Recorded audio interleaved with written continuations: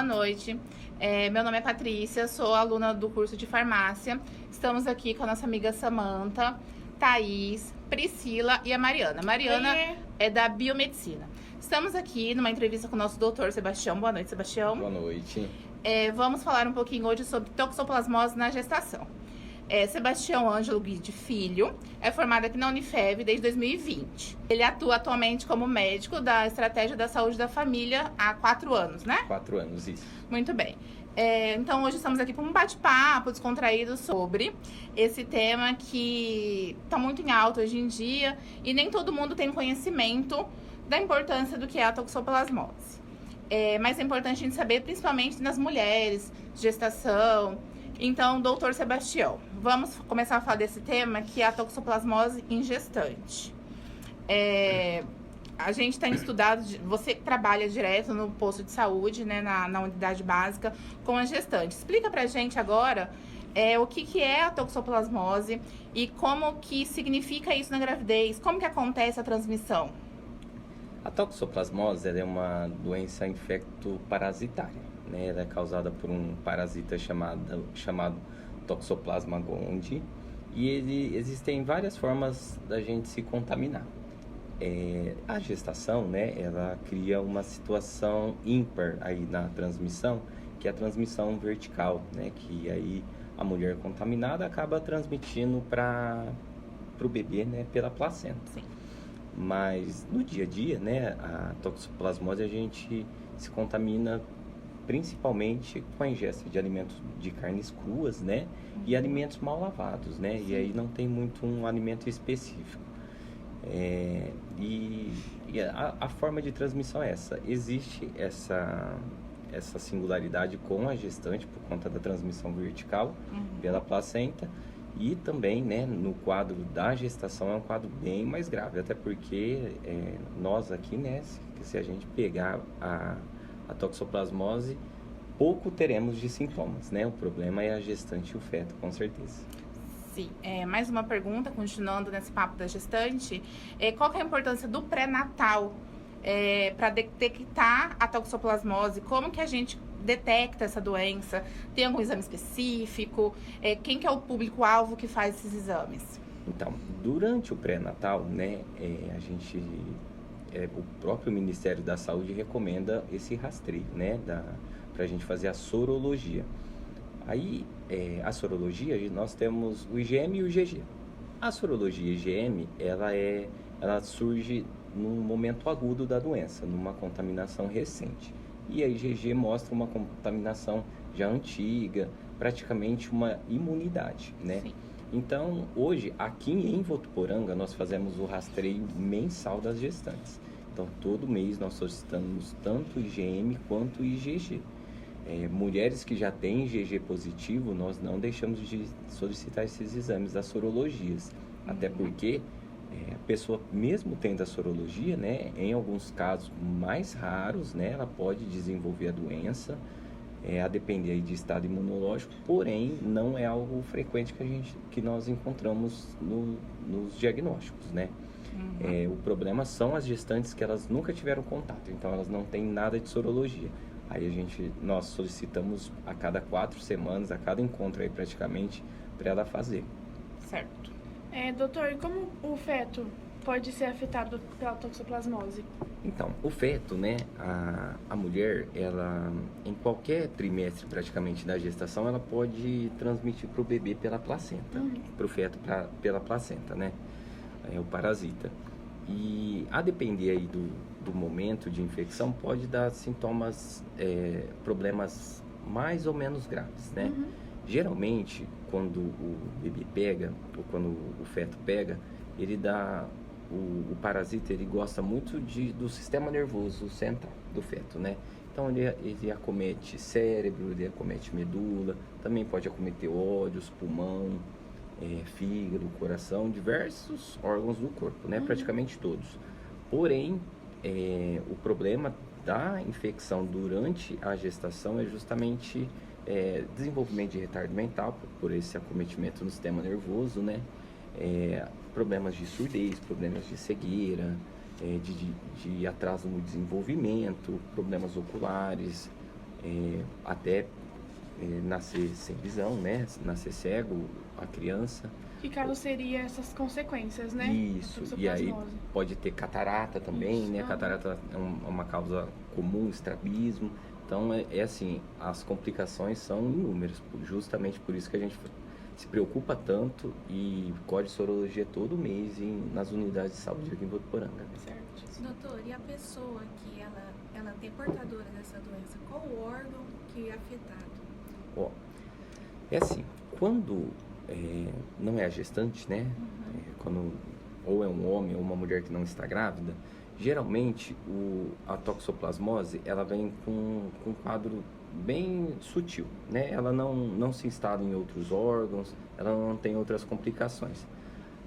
Existe a exceção aí de pacientes que têm imunidade suprimida. Então, pacientes com HIV, pacientes transplantados, esses pacientes, por ter um déficit na imunidade, aí sim a toxoplasmose pode avançar e acometer outros órgãos.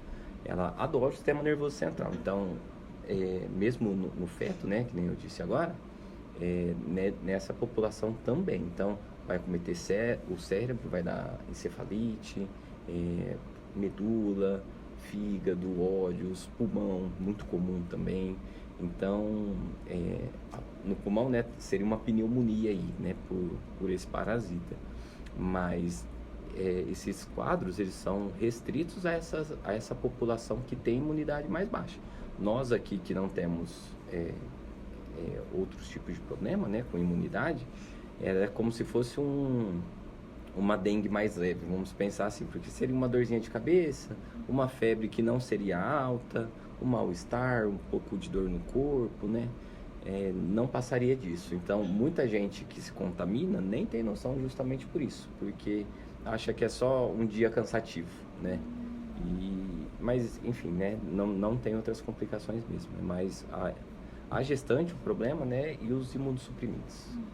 Então, doutor, e ela afeta todas as pessoas da mesma maneira? Ou tem algum grupo de pessoas específicas, como crianças, idosos, que podem ser mais afetados? Aí, na questão das crianças e dos idosos, eles sofrem mais com a doença, né? Às vezes ela se manifesta acometendo esses órgãos justamente por uma deficiência aí do sistema imune. A criança, por uma imaturidade mesmo, né? Ela vai desenvolvendo com os anos aí o sistema imune dela, e o idoso pela fragilidade do sistema imune, né? Porque não tem mais a capacidade como um adulto. Então, aí nessas situações também a doença pode avançar e acometer cérebro, olhos, pulmão, fígado, mas aí seria um déficit aí na imunidade, mas não relacionado a outras doenças, mas sim ao ciclo de vida mesmo. E quem já teve, pode ter de novo? É assim, quem já teve a doença, né, tanto é que existem muitos protocolos quando nós lemos, principalmente gestante. Então, por exemplo, você pediu a sorologia da gestante, deu lá IgG positivo.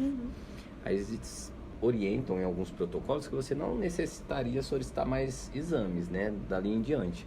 Porém, eu nunca vi, né, mas existe registrado em literatura pacientes que já tiveram contato, né, eles têm a sorologia IgG, porém eles manifestam. E aí, como nós iríamos notar, né, um quadro desse?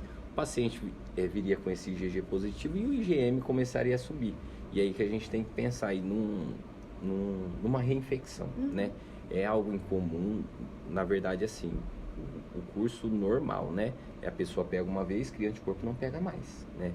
Porém, por conta desses problemas que dá na gestação, a gente prefere pecar pelo zelo. Eu gostaria de saber se tem cura a toxoplasmose, se sim, como funciona o tratamento? Tem. O tratamento da toxoplasmose é um tratamento, não é complexo, né, mas também não é simples, e ele é 100% financiado pelo SUS, né? Existe aí só uma questão diferente aí na gestante, né, que aí ia depender das semanas de gestação. Então, ali até 14 semanas, a gente costuma usar espiramicina, né? E aí depois de 14 semanas, a partir de 14 semanas, aí a gente já vai para pirimetamina, né? E aí, mas em outros públicos, né, a gente pode usar sulfadiazina, fazer